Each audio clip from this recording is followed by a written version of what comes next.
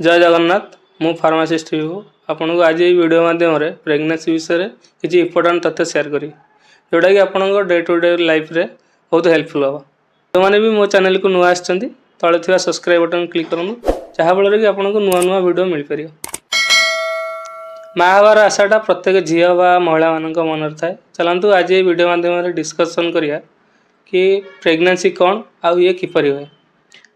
साधारणतः गर्भावस्था प्रक्रिया 9 मास पर्यंत चले जोटा कि आम 36 रु 40 वीक्स मध्य काउंट करूँ। तेणु महिलार पीरियड्स लास्ट डेट रु टिल छुआ जन्म होगा पर्यंत आर प्रोसेस को आम प्रेगनेंसी बा गर्भावस्था कही था। चलते डिस्कसन करिया प्रेगनेंसी किपरि होता है। साधारणतः लोक मन डाउट थाए कि जड़े जन को किस करदे हक करदे प्रेगनेंसी रही जाए बोली।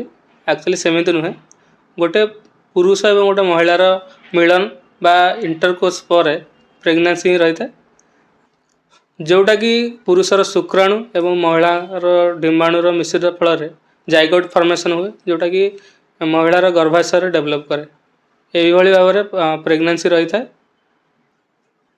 वीडियोटी जदि आपको भल लगी तेल लाइक करूँ शेयर करूँ और सब्सक्राइब करने को तो जमा भूलि कमेंट माध्यम आपंकर मतामत निश्चय जनातु। नमस्कार।